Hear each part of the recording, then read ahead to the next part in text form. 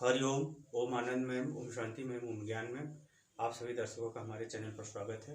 आज हम लोग बीएड सेकंड सेमेस्टर के अंतर्गत शिक्षण शिक्षण का स्मृति स्तर के विषय में अध्ययन करेंगे।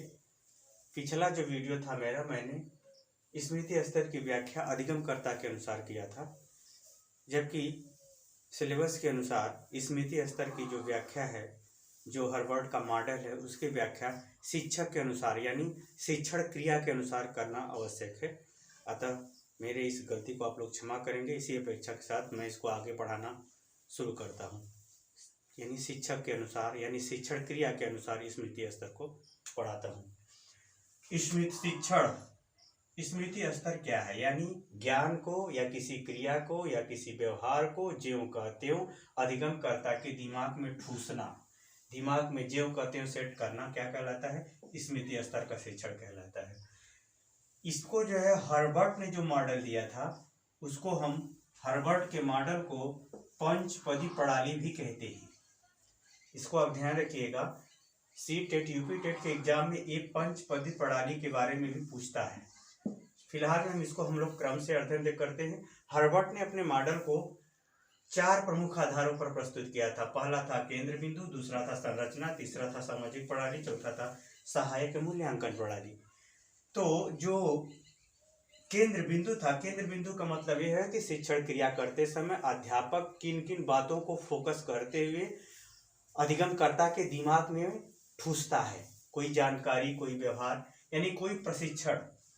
प्रशिक्षण का अर्थ होता है ज्ञान और शारीरिक क्रिया। जैसे पीटी है, वो प्रशिक्षण है एक प्रकार का। तो प्रशिक्षण को ज्यों का त्यों सिखाया जाता है। ज्ञान कोई है तो उसको जो ज्ञान है, जो जानकारी है, जैसे किसी का नाम है, किसी की पहचान है, कोई स्थान है, वो जो भी कुछ ज्ञान है किसी विषय में, उसको ज्यों का त्यों उसको दिमाग में याद कराया जाता है। वर्णमाला ज्यों का त्यों याद कराया जाता है। मात्राएं ज्यों का त्यों, यानी ज्ञान संबंधी चीजें ज्यों का त्यों। पुनः स्मरण यानी कोई चीज याद किया हुआ उसको दोबारा याद करना है, याद करवाना है, या उसको दोबारा पूछने पर वह बता देता है तो यह मान लिया जाएगा कि उसके अंदर वो उस बात की स्मृति है, पहचान है।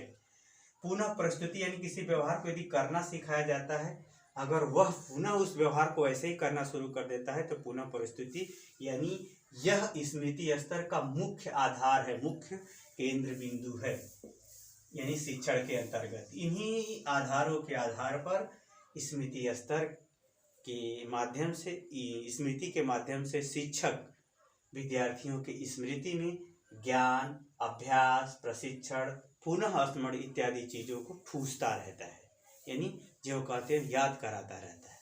यह मुख्य बिंदु है। अब चलते हैं जो हार्वर्ड का जो मुख्य जो इसके मॉडल का प्रारूप है, वो है संरचना। यानी स्मृति स्तर, जो शिक्षण का स्मृति स्तर होता है, उसमें अध्यापक किन किन बातों को संरचना करता है या किन किन बातों को ज्यों कहते हैं छात्र के मस्तिष्क में ठूसता रहता है, उसकी हम देखते हैं।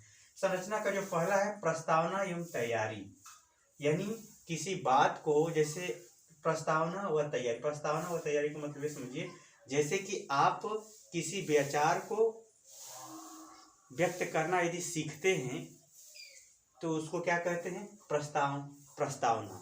जैसे आप पिताजी से पैसा मांगते हैं तो जो पैसा मांगना है वो प्रस्ताव करना है, और उसको किस ढंग से करेंगे उसको तैयारी बोलते हैं। यानी विचारों को व्यक्त करना, या जिसे कहते हैं कि बच्चे को बोलना आपने नहीं सिखाया, बैठना नहीं सिखाया, ये जो क्रिया सिखाई जाती है, बोलना, बैठना, शिष्टाचार, ये सब एक प्रकार की प्रस्तावना की तैयारी है।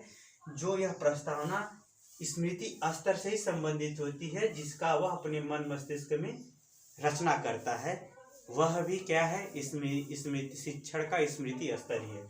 दूसरा है प्रस्तुतिकरण, यानी कोई व्यवहार सीख लिया तो उसको क्रम ढंग से अगर वह पुनः प्रस्तुत कर लेता है तो यह समझिए कि स्मृति स्तर का शिक्षण चल रहा है, यानी स्मृति स्तर पर वह चीज उसको सिखाई गई है। यानी प्रस्तुतिकरण, किसी व्यवहार का ज्यों का त्यों प्रस्तुत करना प्रस्तुतिकरण कहलाता है। वह व्यवहार को सिखाना भी शिक्षण स्तर के अंतर्गत स्मृति स्तर की रचना ही है। आगे चलते हैं तुलना एवं समरूपता, यानी किसी दो विषयों में, दो चीजों में अंतर करना, समानता देखना। यह भी तभी हो सकता है जब अध्यापक स्मृति स्तर के अंतर्गत इन सब की जानकारी उसको अधिगमकर्ता को दिया हो तब। तो यह भी जो है स्मृति की रचना का ही आधार बनता है शिक्षण के अंदर। सामान्यीकरण, जैसे कोई बात विशेष है उसको सामान्य ढंग से प्रयोग करना, जैसे लाइन मत छुओ, बहुत खतरा है, आदमी मर जाता है। या ये समझिए कि विशेष बात को सामान्य ढंग से समझा देना भी, विशेष बात को सामान्य जानकारी के रूप में बच्चों के स्मृति में रचना करना भी शिक्षण का स्मृति स्तर ही है। आगे चलते हैं। उपयोग। उपयोग का यहाँ तात्पर्य है कि किसी बात का उपयोग, जैसे कलम का उपयोग है लिखना, साइकिल का उपयोग है कहीं आने जाने के लिए साधन का है, यानी किसी चीज़ का उपयोग को भी बताना, वो क्या कहलाता है? स्मृति स्तर का शिक्षण ही कहलाता है। तो यह जो है हार्वर्ड का पंचपदी प्रणाली है, जो सी-टेट यूपी टेट में ये सब ऑप्शन के रूप में देता रहता है। आगे चलते हैं। सामाजिक प्रणाली, इन्होंने फिर जो है स्मृति स्तर के शिक्षण के अंदर हार्वर्ड ने तीसरा जो पद बताया सामाजिक प्रणाली, यानी समाज के जो व्यवहार होते हैं, जो क्रियाकलाप होते हैं, उसको अध्यापक बताता है, समझाता है, सिखाता है, समझाता है।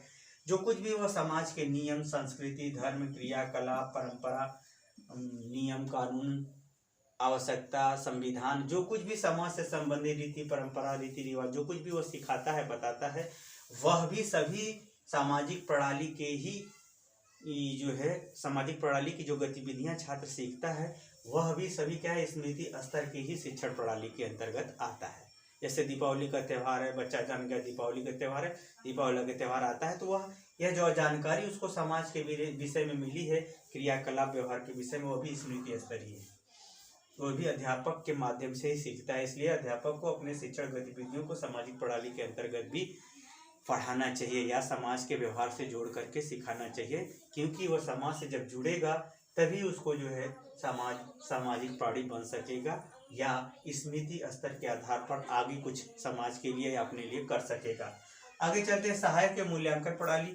सहायक के मूल्यांकन प्रणाली का यहाँ तात्पर्य है कि जितना भी हम लोग मूल्यांकन करते हैं या अध्यापक जो कुछ भी मूल्यांकन करता है किसी माध्यम से करता है। जैसे 2 2 4 होता है, 2 2 यदि 4 होता है तो बालक शुरू में अध्यापक को मानता है साक्षी, यानी उसके आधार पर उसको सही गलत समझता है, फिर वह जान जाता है कि वह गणित का नियम ही है कि 2 2 4 होता है। यानी हम ये कहें कि जितने भी मूल्यांकन के आधार बनते हैं वह सभी किसी न किसी माध्यम के थ्रू हैं। वो व्यवहार हो सकता है, सिद्धांत हो सकता है, कोई नियम हो सकता है, संविधान हो सकता है, आचरण हो सकता है, सभ्यता, कुछ भी हो सकता है। यानी जो आधार पर हम किसी के व्यवहार को सही या गलत ठहराते हैं, उन सभी आधारों की जानकारियां भी जो शिक्षक अपनी कक्ष के माध्यम से देता है, वो सब जानकारियां भी शिक्षण का स्मृति स्तर के अंतर्गत ही आती है। यह हार्वर्ड स्पेंसर का जो है, हार्वर्ड का जो है पंचपदी प्रणाली रहा, जो उनके मॉडल का स्वरूप है। ठीक है। आज हम लोग देखते हैं कि अगर स्मृति स्तर की आवश्यकता क्या है, इसकी उपयोगिता क्या है, या ये कह लीजिए कि स्मृति स्तर को बढ़ाने के लिए, स्मृति स्तर को अच्छे ढंग से बच्चों में विकसित करने के लिए अध्यापक को क्या करना चाहिए, इसके विषय में हम लोग देखते हैं। यानी स्मृति स्तर को शिक्षण के अंतर्गत प्रोत्साहन देने के लिए किन किन बातों का ध्यान में रखना चाहिए, इस बात को हम लोग देखते हैं। आइए देखते हैं। स्मृति स्तर का अगर देखा जाए तो पूरे जितने भी शिक्षण जो कुछ भी हम सीखते हैं अपने जीवन में, आजीवन जो चलने वाली प्रक्रिया है शिक्षा के अंतर्गत, उसका आधार स्मृति स्तर है। यानी बिना स्मृति का आप जीवन में कुछ आगे नहीं बढ़ सकते, न कुछ सीख सकते। सबसे बड़ी बात, स्मृति स्तर जो है विकास की अगर बात किया जाए तो गुणों का विकास हो, चाहे व्यक्तित्व का विकास हो, चाहे समाज का विकास हो, चाहे राष्ट्र का विकास हो, विकास के लिए याद रखना आवश्यक होता है। इसलिए स्मृति स्तर विकास का भी आधार है। और स्मृति स्तर में सब कुछ याद हो, लेकिन अगर उसमें क्रमबद्धता नहीं हो, संबंधात्मक ज्ञान आपको न हो, ज्यों कहते हो संबंधात्मक गतिविधियों को आप दिमाग में नहीं धारण कर पा रहे हैं, तो भी आपका विकास संभव नहीं। यानी क्रमबद्धता भी होनी चाहिए। नियोजन का यहाँ तात्पर्य है कि किसी योजना के अंतर्गत यदि कोई कार्य कर रहे हैं तो उस योजना के प्रत्येक स्तर पर, यानी प्रत्येक क्रियाकलाप के लिए आपको इस पास स्मृति होना चाहिए, समझ, ज्ञान, पहचान, ये सब होना चाहिए। इसलिए स्मृति स्तर किसी भी व्यक्तित्व के लिए, समाज के लिए, राष्ट्र के लिए, व्यवहार के लिए परम आवश्यक है। ये तो रहा इसके महत्व की बात। फिर भी चलते हैं स्मृति स्तर को बढ़ाने के लिए शिक्षक को क्या करना चाहिए, यानी बालकों में स्मृति स्तर का विकास हो शिक्षण के माध्यम से, उसके लिए शिक्षक क्या करे, इसको देखते हैं। पहला, अभ्यास।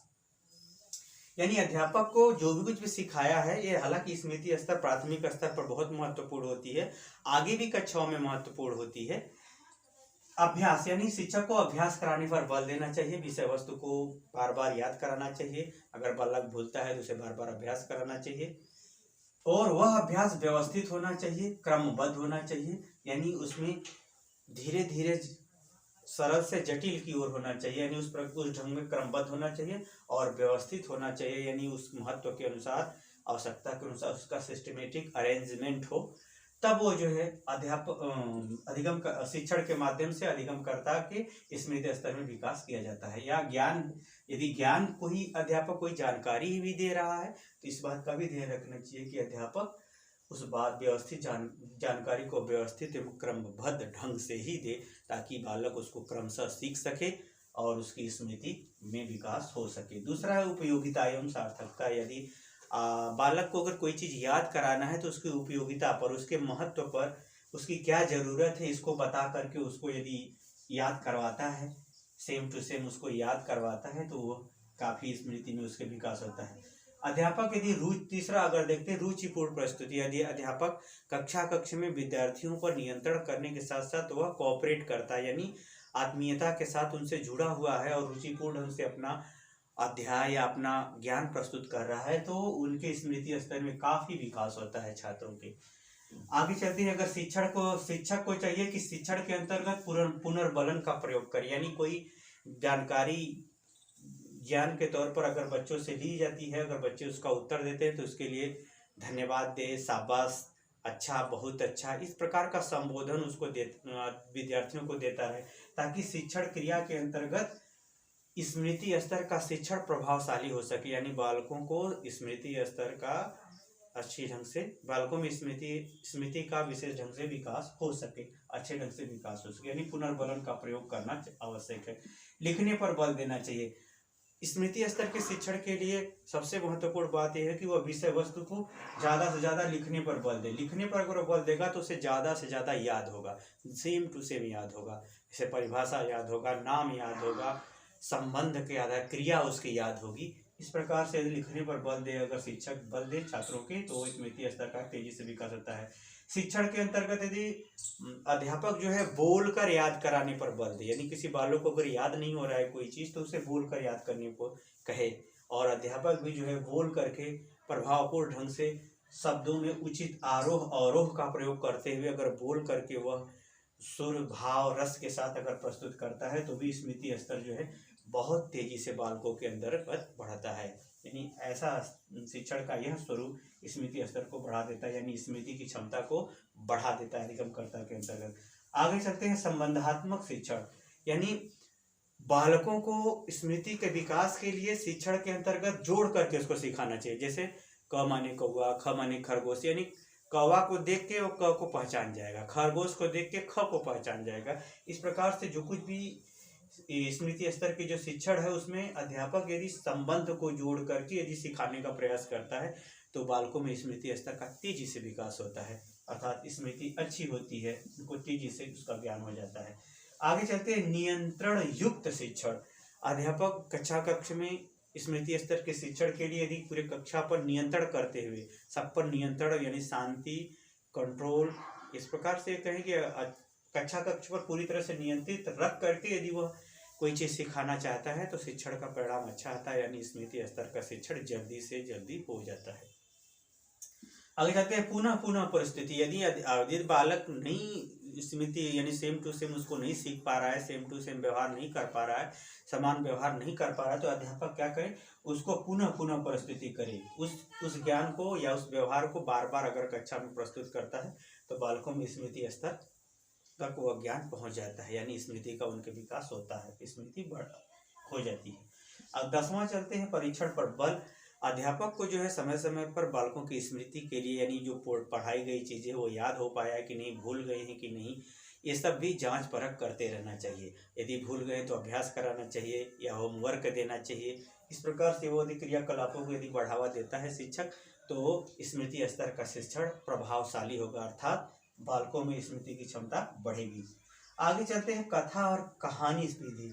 प्राचीन काल से ये परंपरा रही है कि बालकों में जो है किसी चीज़ को सेम टू सेम बैठाने के लिए, समान ढंग से सोच समझ बैठाने के लिए, ज्यों कहते हो वह गतिविधि क्रियाकलाप पद प्रतिष्ठा को ज्यों कहते हो दिमाग में सेट करने के लिए, याद दिलाने के लिए, याद रखने के लिए जो कथा और कहानी विधि का प्रयोग किया जाता है, जो दादा दादी से लेकर के कि हिंदी साहित्य या पुस्तकों में भी जो है ये सब कहानियाँ मिलती हैं।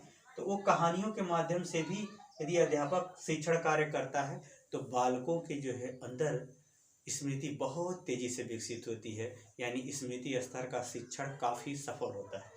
आगे चलते हैं, चलचित्र एवं चित्र एवं चलचित्र। अध्यापक जो है पढ़ाते समय शिक्षण स्मृति स्तर के शिक्षण के लिए चित्र, आकर्षक चित्र एवं चलचित्रों का यदि प्रयोग करता है तो बालकों में स्मृति का विकास तेजी से होता है, यानी स्मृति स्तर का शिक्षण बहुत प्रभावशाली हो जाता है।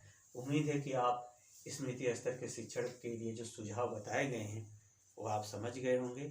यदि आप समझ गए हैं तो 2-4 बार इसको वीडियो को देख करके याद कर लीजिए। आपको मेरा सुझाव, मेरा व्याख्यान कैसा लगा कमेंट बॉक्स में ज़रूर बताइए। हमारे चैनल को लाइक शेयर सब्सक्राइब जरूर कीजिए। आज के लिए इतना ही। हरिओम।